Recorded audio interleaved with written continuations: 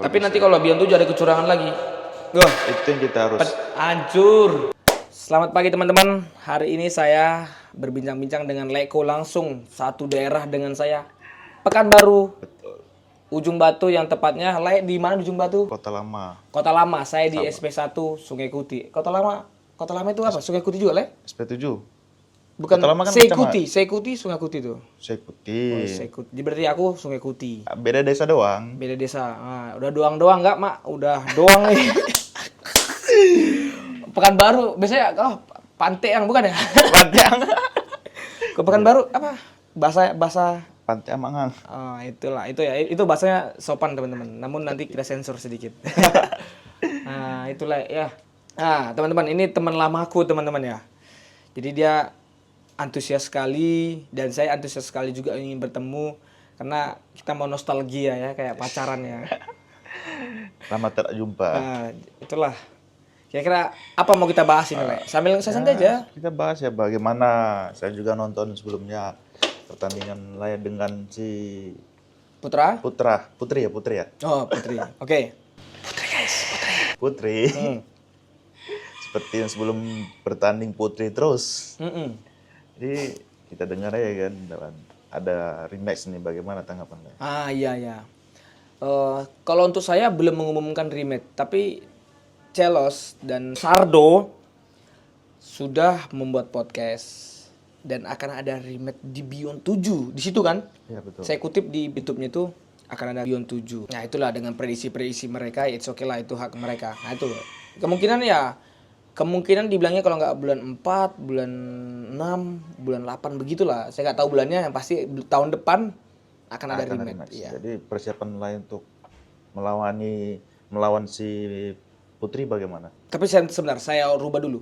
Karena dia kemarin sudah berbentuk laki-laki, mungkin tidak udah layaknya lagi kita panggil dia Putra. Putra sekarang. Ya, teman-teman ya, sudah tidak Putri, teman-teman ya, sudah Sekarang Putra. Putra ya kan? Kemarin dia sudah menunjukkan dia laki-laki, tapi namun dia tidak sportif ya, teman-teman ya. Oke. Gimana untuk persiapan lain tuh ke depannya apabila ada rematch dengan si Putra Abdullah? Kalau untuk persiapan saya seperti biasa, saya selalu gigih, dan untuk rematch ini, amin, saya berharap banget terjadi kita untuk membuktikan ataupun pembuktian ataupun untuk mencari siapa yang lebih terbaik di antara yang terbaik. Saya harus latihan lebih gila lagi karena kemarin tuh latihan saya segila itu ternyata saya masih bisa dibilang kecolongan. Kecolongan, betul. Namun ini saya harus lebih teliti lagi dan lebih hati-hati lagi, dan saya harus membaca benar-benar permainan lawan. Jadi untuk persiapan ini saya harus totalitas benar-benar fokus banget karena ya kita tahu ya ini sangat bergengsi ya karena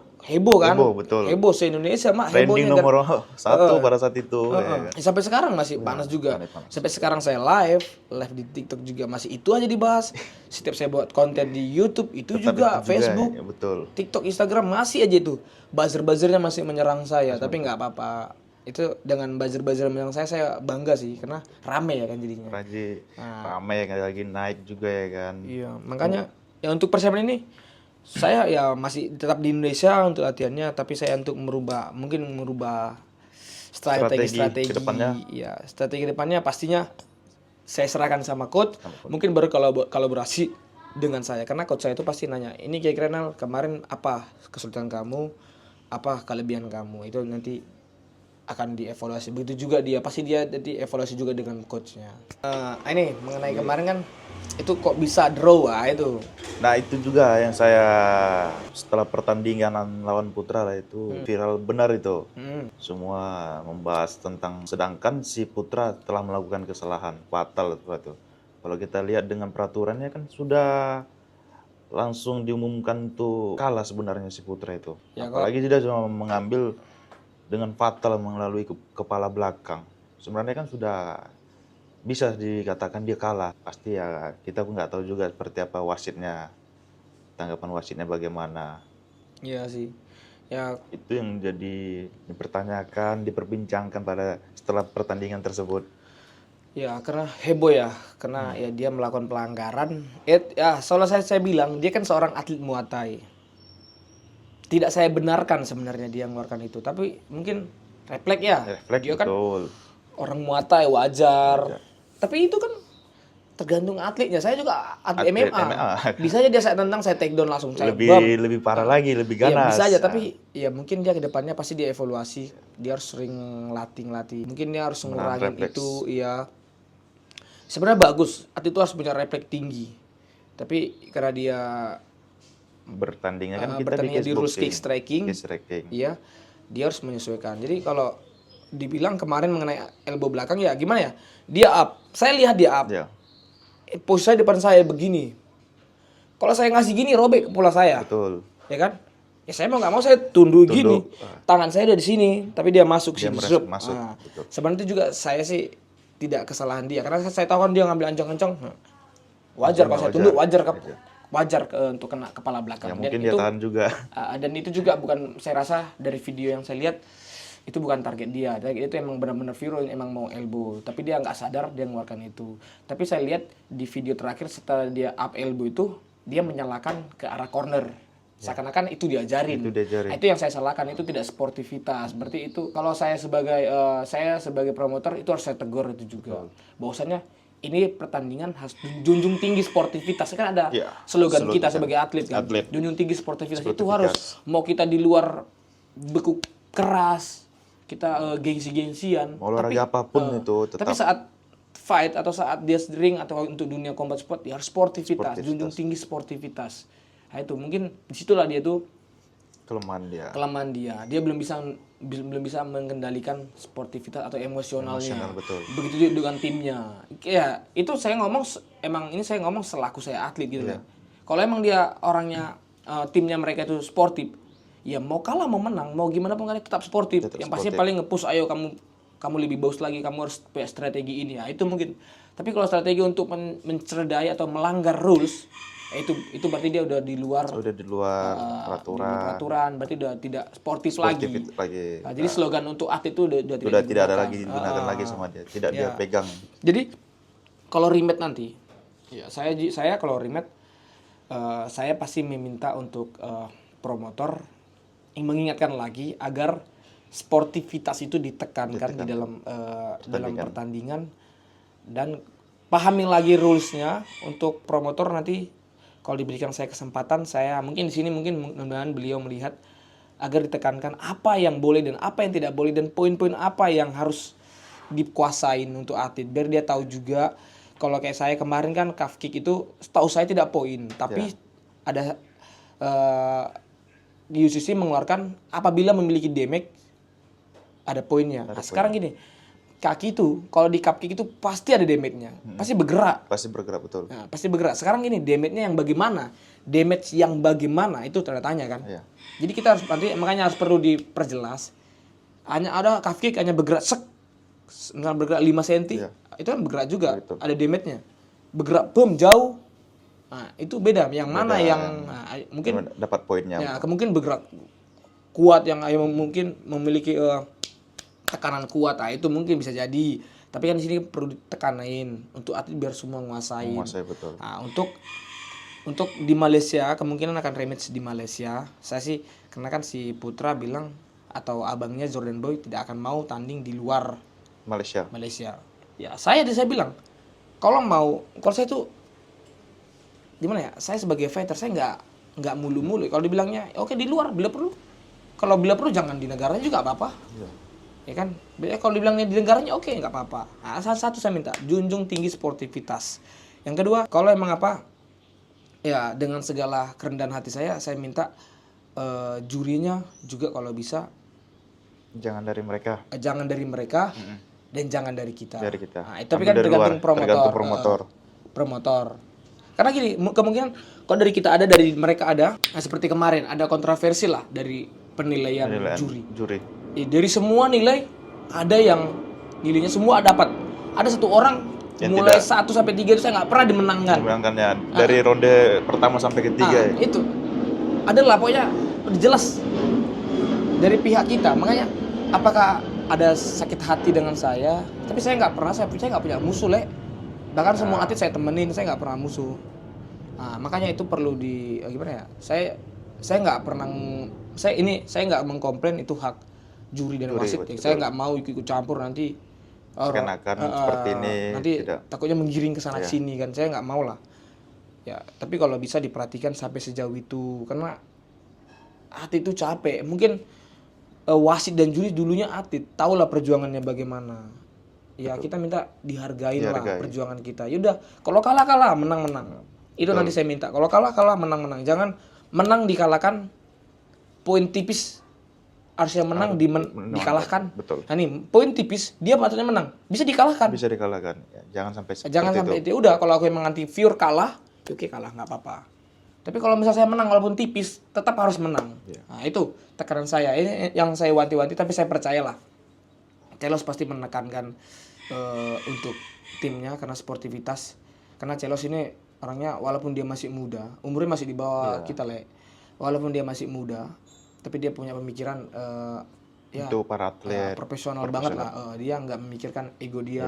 Dia memikirkan event saya ini berjalan dengan lancar, tapi atlet saya ini ngikut. Betul. Karena kan gini, tanpa atlet event ini nggak akan tidak akan berjalan.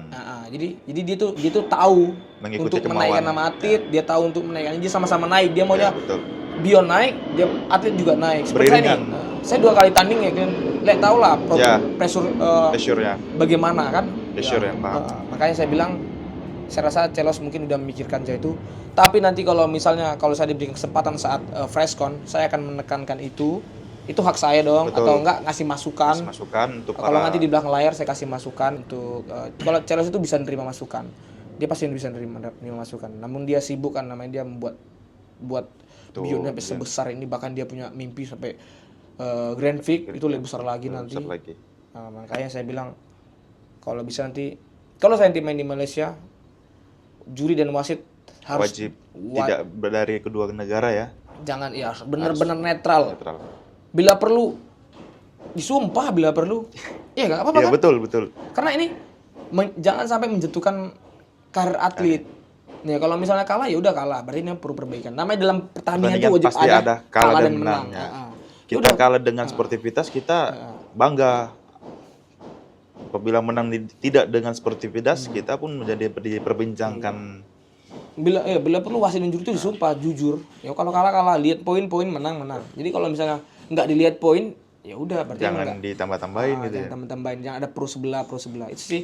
Karena kenapa saya bilang sampai sumpah gitu, karena ya sering terjadi seperti itu. Bukan hanya di Indonesia, di luar juga sering terjadi. Tapi kan nggak tahu dengan programnya Bion ini mungkin biar makin besar, makin wasit sportif, atlet juga sejahtera. Bion juga melambung. Jadi harus ada kasih saran seperti itu sama dengan Celos ini. Iya kan, kalau misalnya sumpah juga melakukan kecurangan atau dia ingat sumpah. Sumpah. Tapi kan ya nggak tahu lah, banyak orang bersumpah akan dilanggar, banyak melanggar juga. Tapi kan ya itu urusan dia dengan Sang Yang Maha Kuasa. Itu urusan dia sama pencipta. Walaupun dia mau jujur, tapi saya ikhlas kan. Berarti dia udah melanggar sumpahnya. Betul. Jadi kan ada terikitan dengan Yang Maha Kuasa. Jadi dia berbohong untuk manusia, tapi jadi dia pun si Putra juga tanding percaya sama wasit juri, saya juga percaya sama wasit juri, kru saya juga nggak akan protes. Nanti kalau habis tanding nggak akan protes, karena udah percaya kan. Nah, gitu. Bagus kan menurut aku. Betul. Kalaupun misalnya dari Indonesia, Malaysia misalnya UCC. Betul. Tapi mereka bersumpah untuk sportif, untuk jujur. Betul. Tidak ada pro sebelah, berat sebelah. Karena ini tau lah atlet perjuangannya berat. Ya. Beli susu, latihan, meninggalkan keluarga, meninggalkan kerjaan. Semuanya. Banyak lah dikerjakan. Apalagi saya berumah tangga, saya ngerjakan kerjaan saya ngerjakan anak istri, saya harus beli susu, saya harus jaga pertemanan saya, semua teman saya batasin. Itu juga butuh perjuangan. Jadi juri dan wasit itu mereka bisa jadi juri, mereka bisa jadi wasit karena mereka awalnya jadi atlet. Nggak mungkin nggak atlet tiba-tiba jadi juri. Dari mana dia tahu? Ya kan? Betul. Nah, tukang parkir tiba-tiba jadi wasit juri hanya diambil karena mereka sudah terjun sertifikasi. Kan enggak kan, mereka juga tahu capeknya perjuangan itu. Kalau saya ada buat salah atau ucapan atau tutur bahasa yang tidak menyenangkan bagi wasit juri, saya minta maaf. Saya manusia, saya nggak tahu, apalagi saya suka bercanda. Nah, oke, mungkin berlebihan, ya kita nggak tahu. Saya tetap ya saya bilang saya minta maaf, itu jangan dibawa-bawa karena ini menyangkut karir atlet. Itu sih, Le. Apabila rematch di Malaysia sesuai dengan permintaan Si Putra. Putra Hmm. dan rekannya ya kan. Dan Apabila abangnya. Hmm. Apabila wasit mau kita bicarakan dengan wasit, Hmm. dengan wasit sebelumnya sama, pasti ya harus ditekankan kembali lah kalau bisa seperti kata tadi permintaannya. Karena sudah mungkin ada nanti faktor terlalu memihak ke si A dan si B. Kita sarankan aja apabila mau rematch, ya wasit kita mohon kalau bisa jangan wasit yang pertama kan, kita cari wasit yang lain kan gitu. Nah, iya sih, betul juga ya. Tapi kan Celos sudah bentuk mereka karena gini. Saya bilang, tapi kan tugas promotor ya. Ya, Tapi betul. kalau saya bilang itu ya bisa-bisa aja. Tapi Bisa aja. karena ini rules baru, kalau misalnya dia nyari wasit juri baru, butuh penyesuaian lagi kan, Le. Karena ini rulesnya baru gitu. baru. Tapi ya itu PR promotor. Promotor Mau wajib. nggak mau dia harus. Iya kan? Permintaan saran dan permintaan Karena kemarin atlet tuh kontroversi kan. terlalu kontroversial ya, kita banyak dibahas ataupun diperbincangkan di media sosial perihal tentang wasit, bagaimana mereka tugasnya, juri juga seperti itu. Iya sih. Mungkin itu gimana ya? Si Celos kan satu kepala. Betul. Dia fokusnya bagaimana event, tapi mungkin saking dia fokusnya dia lupa ngingetin atau dia kan butuh bantuan. Makanya tapi dengan kejadian ini pasti kedepannya pasti saya yakin dia akan lebih hati-hati lagi. Viet Combat Mas Iya, karena bionnya sangat disorot kan. Kita tahu bionnya sangat disorot lagi sekarang. naik-naiknya. Malaysia, Indonesia, nama bionnya lagi wangi lah, lagi wow, lagi booming. Makanya dia harus hati-hati, dan untuk kemarin Jangan itu sampai terpleset lah. jangan sampai terulang lagi. Makanya dia pasti, saya yakin sih, apalagi Charles itu orangnya hati-hati, pemikir banget, udah dipertimbangkan sih. Untuk yakin Bion 7 lebih bagus sih. Tapi nanti kalau Bion 7 ada kecurangan lagi, wah, Itu yang kita harus. hancur. Nah, apabila nih rematch kedua, rematch kan akan ada. Si putranya melakukan kesalahan fatal lagi, bagaimana coba? Kalau dia buat kesalahan fatal lagi, saya stop langsung. Saya nggak mau ngasih. Kemarin itu kan, Le. Kenapa saya lanjut? Karena tinggal satu ronde lagi, ya tinggal lanjut ronde. Betul. Jadi tanggung aja gitu loh. Iya. Saya kalau misalnya stop, Ya tentu kalau live stop menurut peraturan, ya saya menang. menang. Tapi kan di situ kan jiwa kesatrianya kurang nantinya. jadi dianggap penonton orang kecewa. Sebentar nggak puas gimana finishingnya. Makanya inilah aku selesaikan aja. Aku juga latihan keras-keras. Tapi jujur di situ langsung lemas, saya darahku banyak sampai ke pantat. Saya lihat juga tuh ketika nonton di video.com lah. Darah-darah itu lemas saya. Tapi kalau misalnya nggak berdarah kan dia dia nyerang saya seperti gitu, membabi buta. Saya lebih membabi buta pasti. Ya betul, karena darah itu ketika keluar Saya kan bom saya ngelap terus. Ke muka jadi, saya ngelap, gimana saya ngelap ya. Kefokusan jadi berkurang gitu. Ya setelah berdarah kepala itu, ya kurang terlihat ronde 5 tuh yang mau beberapa menit lagi kurang tuh stamina. Ya padahal aku persiapan udah bagus banget fisikku itu. Tapi nanti ini ya jauh lebih baik lah. Saya tahu juga dia persiapan dia jauh lebih baik. Kalau dibilang dia saya lebih gampang saat di podcastnya itu, lebih gampang untuk dilawan saya dan kakak Cal. Tapi Ronald buat dia berdarah sportif. Ya betul. Kalau dia kan ya mungkin dia melakukan pelanggaran. Kalau saya sportif. Jangan sampai nanti rematch ini dia berdarah saya buat dengan sportif. Enggak, saya tetap sportif. Saya nggak mau karena saya sportivitas itu nomor 1 bagi saya. Mau saya benci sama dia, mau saya dendam sama dia misalnya, tapi saya cukup di atas ring aja. Udah gitu saya setelah pertandingan hilang semuanya. Saya tetap respect sama dia kok. Saya tetap ya udahlah. Kita buat yang terbaik. Dia juga tahu event kemarin itu dia memberi terbaik kok. Namun ya hasilnya mungkin di luar prediksi dia, di luar BMKG. Dia kira bisa mengalahkan seorang Ronald Siaan. Dari segi postur aku kalah. Betul. Dengan segi kemenangan dia, menurut saya kalau saya menonton pada saat itu, dia karena kemenangan kelebihannya tinggi. Itu satu. Dan kedua, ketika lain menyerang, dia langsung pandai. Karena dia mengandalkan ketinggiannya langsung memeluk. Ketika yang memeluk kan langsung dipisahkan juri. Itu yang harus menurutku ya Le. Harus kita pelajarin dia. Pelajari. Coba Le tonton video Le. Le kan sering menyerang melalui tangan kiri toh. Ketika saya menyerang itu, dia langsung mempeluk nih. Ketika Le dia memeluk, si Putra memeluk, Le kan wasit langsung memisahkan. Nggak bisa lagi nyerang kan. Kalau menurut aku ya seperti itu Le. Oke, iya sih. Makanya aku harus belajar. Harus Le kalau ketika latihan dengan coach harus sharing seperti itu. Iya sih. Gimana ya? Karena dia lebih tinggi kan dia. Karena saya segini ya. Tinggal digini tarik langsung terkunci. Langsung terkunci. Habis itu kan langsung dipisahkan wasit. Jadi kita mengulangi nyerang kembali lagi kan. Kecuali memang dia mengikisannya, saya ambil pinggangnya, saya angkat bisa. saya take down. Ketika memang ini kan beda. Iya. Kalau gitu saya harus gimana? Makanya saya daripada saya ngabisin power tenaga saya, mending saya yaudahlah pasrah aja. Pasrah aja kan. Ulang dari nol kan. Kalau di situ kesempatan saya kalau misalnya dia ada satu video tuh ketika tuh dia mau tumbang dekat ring, tuh lah yang menyerang, dia pandai langsung memeluk. Iya. Coba lah lihatlah video lah ulang. Kalau main remix, saya perhatiin seperti itu. Ketika menyerang, dia pandai langsung karena dia mengandalkan ketinggiannya langsung memeluk. Luar biasa emang. Ini remake ini saya itu harus. Saya ingin bahas dendam, tapi saya tetap sportivitas.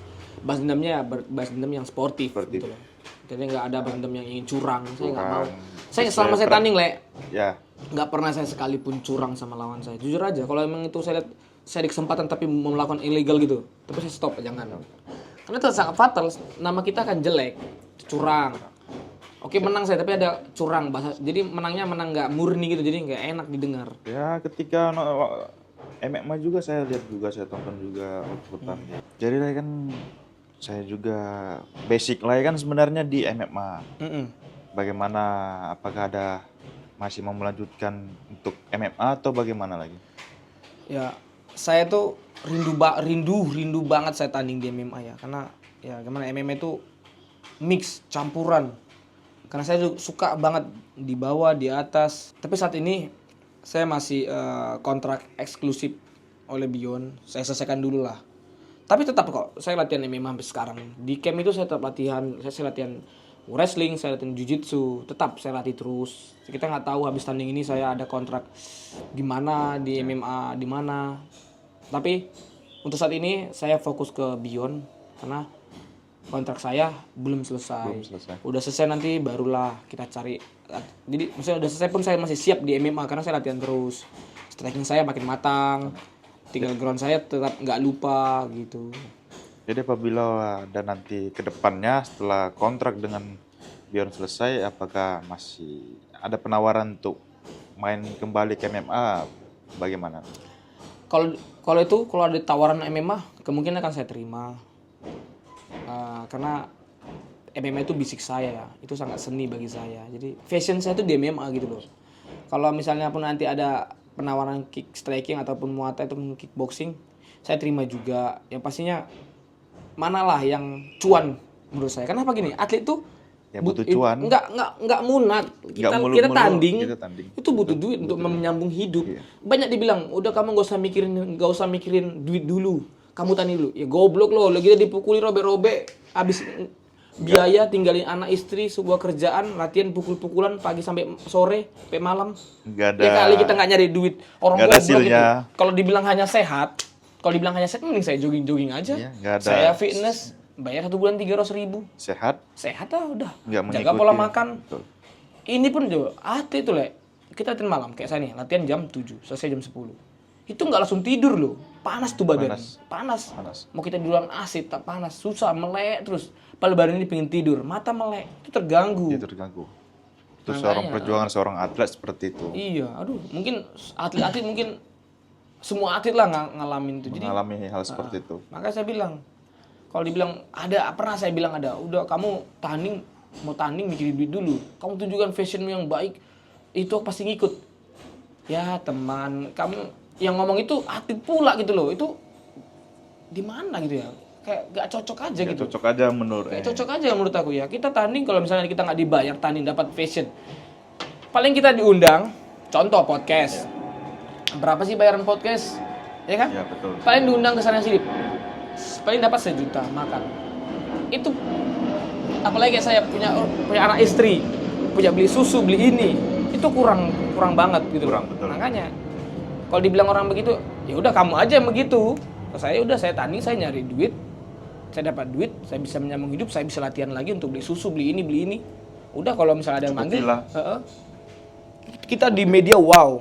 Nah, tapi kalau nggak ada duitnya sama aja. Betul. Mending kita nggak usah di media, biasa aja.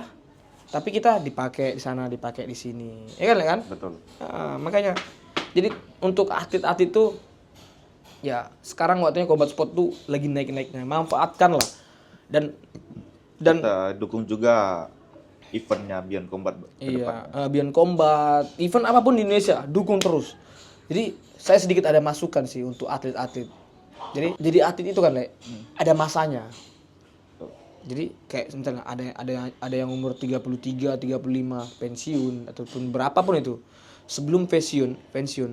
Nah, ini sekarang kan udah zamannya media sosial. Betul. Dipergunakan. Ya, kita pergunakan sebaik mungkin relasi kita, mumpung kita lagi bisa kenal ke sana ke sini. Relasi kita tuh dimanfaatkan sebaik-baik mungkin, jalin komunikasi baik.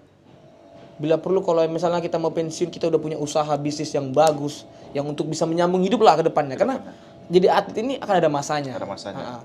Kalau misalnya dia nggak kurang relasinya, ambil tuh sertifikasi, jadi pelatih coach, ujungnya bisa melatih daerah, KONI. Nah, itu bisa menciptakan atlet di situ kan.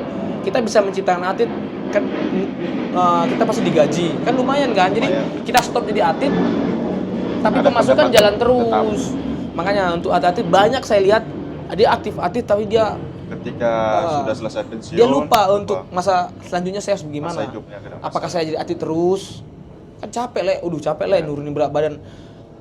Proses atlet itu yang berat itu salah satunya nurunin berat badan. Betul. Dari misalnya kayak saya nih, dari 67 kilo nurunin ke 61. Bisa saya turunin target sebetulnya 1 minggu. Itu capek, sangat capek, makanya makanya itu. Jadi saya di sini ngajak atlet-atlet mulai dari sekarang, bangun media sosial kalian, ya perluas relasi kalian, bentuk tim kalian, barulah mulailah memikirkan bisnis ataupun usaha ataupun apa yang kedepannya untuk saya. Kalau saya stop dari dunia combat sport ini, saya mau jadi apa? Pikirkan, mau jadi coach atau pembisnis, harus itu. Jangan sampai habis selesai ini kalian jadi apa? Jadi apa, bingung gitu loh, nyambung hidup gitu loh. Makanya tuh saya tuh ya pingin banget atlet-atlet Indonesia ini udah bagus, pas dia pensiun dia jadi high coach. Betul. Dia punya camp, dia punya usaha.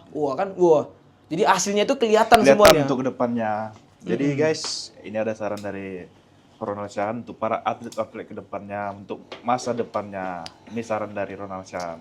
Iya, teman-teman harus itu bermanfaat. Harus. Coba ditonton dan dilihat, ditonton dan dipikirkan. Dan dilakukan. Dan dilakukan juga. Sarannya sangat bagus. Ya. Untuk jangka panjang. Banyak, soalnya aku bisa ngomong gini, banyak senior kita di dunia atlet begitu. Dan banyak teman-temanku juga setelah dia redup. Kan semua ada masanya. Ada masanya, betul. Saya mungkin saat ini gini, kita nggak tahu tahun depan 2006 ya. Saya berharap makin baik, amin. Tapi kita nggak tahu rezeki. Saya redup, tapi saya udah punya ada untuk lanjut ya, makanya untuk lanjutan hidup ke depan. Karena saya udah mikirkan, rata-rata orang habis jadi atlet bingung mau ngapain. Ya, karena kita bisa kenal sana sini saat kita ada nama. Betul. Kita udah nggak ada nama, susah. Makanya mumpung manfaatkan sebaik-baik mungkin, pertemanan jalin sebaik-baik mungkin. Jadi cari bagaimana cara dia bisa nyambung ke kita bisa berguna untuk dia apa. Pikirkan, barulah kedepannya akan enak. Betul. Ya. Sarannya mantap kan. Saran ini luar biasa. Nah, itulah. Maksudnya saya gara-gara melihat itu, makanya saya berpikir, saya harus bentuk ini, saya perkuat relasi saya kenapa-napa nanti teman-teman saya itu yang bantu saya. Begitu, Aduh. Saran seorang Ronald Chan sangat manjur kalau dibilang ya. Iyalah. Ya, karena saya kan pengamat. Walaupun IQ saya nggak bagus, minimal saya bisa mengamati dan saya bisa melakukan untuk yang terbaik ke depannya. IQ lain itu nggak bagus, siapa yang bilang awalnya? Ya, sip.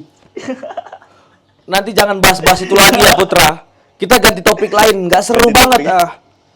nggak seru lah. Masa atlet dibilang nggak ada IQ, kan udah saya jelaskan. Semua atlet itu punya IQ. Siapa yang bisa menjamin, siapa yang bisa ngomong di depan saya atlet tidak punya IQ? Saya bantah langsung. Coba ayo kita adu argumen. Kalau Argumen tidak punya sehat. IQ, bagaimana dia bertanding, memikirkan Iya. hal seperti ini. Dia bagaimana jab slip dam dam dam. Itu kan IQ. Dia IQ. udah punya persiapan, udah punya menghafal, dia udah punya. Dia pikirkan juga. Makanya nanti untuk kedepannya kita menggorengnya rubah, jangan IQ. Pakai terserah kamu lah, yang penting pecah. Tapi hati-hati ya. Ronald ini tidak mau terlalu buru-buru, tapi saya bisa mematahkan setiap omonganmu. Hati-hati. Kamu cerdas, namun Ronald lebih cerdik. Untuk mengamatinya, Hati-hati, untuk mematahkan. Iya. Semoga event 2026 ini kita ketemu, amin. Satu tekanan saya, sportif. Junjung tinggi sportivitas. Kamu hati dari kecil sampai sekarang udah besar, sampai udah mau punya anak. Junjung tinggi sportivitas. Oke, Bung? Karena saya nggak pernah selama tanding, saya nggak pernah nggak sportif. Saya sportif. Kalah menang itu hal biasa. Dalam Udah. pertandingan pasti ada. Kalah kita berangkulan, menang kita tetap berangkulan. Salam sehat, salam buat keluargamu, semua teman-temanku yang di luar, salam buat atlet-atlet. Mudah-mudahan masukan yang saya buat ini bisa dicerna lah sebaik mungkin dan dilakukan. Yang dilakukan untuk ke depan. Iya, Le. Oke, Leku. Terima kasih. Ini salah satu temanku lamaku, teman-teman. Nostalgia. Nostalgia dulu kita, teman-teman. Ya, kalau mau berkunjung, teman-teman, silakan datang ke gubuk kecil saya ini. Ya, ngopi-ngopi lah ya. Saya minum santai. relax, enjoy. Menikmati paginya ini. Oke, terima kasih. Lego, thank you Lego ya. Oke. Ya.